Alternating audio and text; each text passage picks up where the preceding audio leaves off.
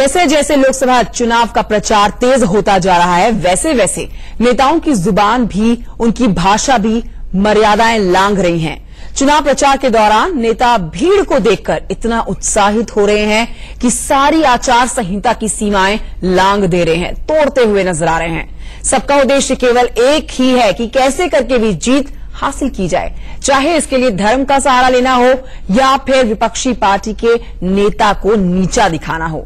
UP में अली बजरंगबली हो या फिर बिहार में भाभी और घूंघट, और तो और नेताओं की तुलना लैला और मजनू और बंदर से भी होने लगी है। चलिए आपको सुनाते हैं कुछ ऐसी ही विवादित बयान जिन्होंने चुनाव के माहौल को गर्म करके रख दिया है। अश्विनी चौबे जो बोल रहे हैं, महिलाओं पर आरोप लगा रहे हैं कि महिला चूल्हा चौका देखे घूंघट में रहे, तो हम देश के महिलाएं के ही पूरा अपमान है। पूरा देश के महिलाओं पर ये अपमान लगा रहे हैं कि फिल्म में न आवे, राजनीति में न आवे, जब में न आवे। ये अश्विनी चौबे के का नाम है, बीजेपी के सांसद हैं, मंत्री रह चुके हैं, और इस तरह के महिलाओं पर आरोप लगा रहे हैं। ये हमारे राबड़ी देवी पर आरोप नहीं है, पूरा देश के महिलाओं पर आरोप लगा रहे हैं कि घूंघट में रहिए, घर में रहिए, घर संभालिए।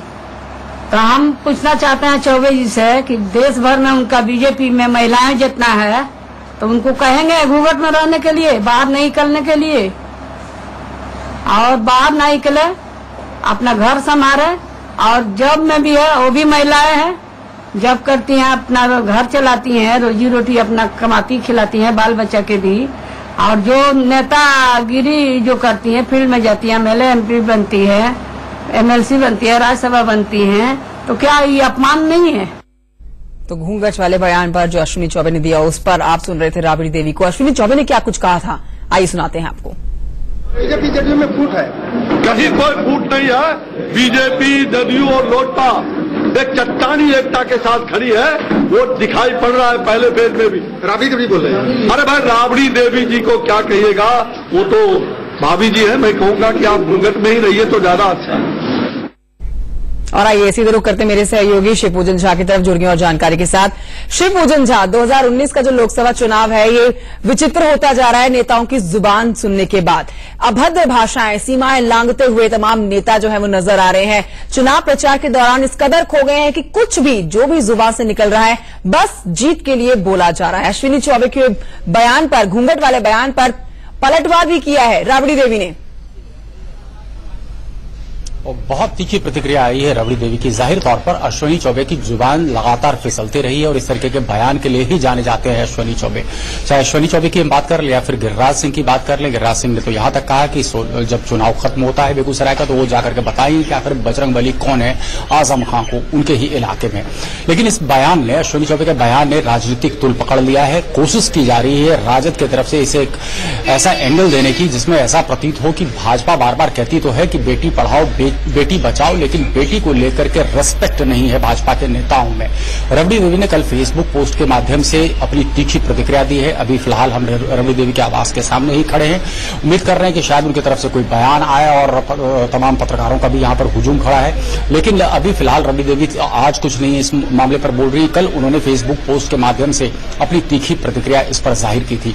दूसरी पार्टियां हैं, उनका भी यही कहना है कि अश्विनी चौबे को ऐसे बयान से बचना चाहिए, खास करके चुनाव के समय। ठीक है, ये तो कहा गया है कि अश्विनी चौबे को इस तरह के बयान से बचना चाहिए, लेकिन बीजेपी के लिए न सिर्फ महिला बल्कि पुरुष, कई बार हम सुनते हैं कि अपमान होता है, पार्टी में सम्मान नहीं दिया जाता। बहरहाल अगर हम महिलाओं की ही बात करें तो अभी हाल फिलहाल में न सिर्फ BJP, Congress, Samajwadi party, BSP, आम आदमी पार्टी, हर तरफ से ऐसी ऐसी भाषाएं बोली जा रही हैं अपनी अपनी रैली में, जिन्हें सुनकर आंखें शर्म से झुक जाएं। हर तरह से बस जीत चाहते हैं ये नेता। क्या इस तरह से बदजुबानी से जीता जाना सही है?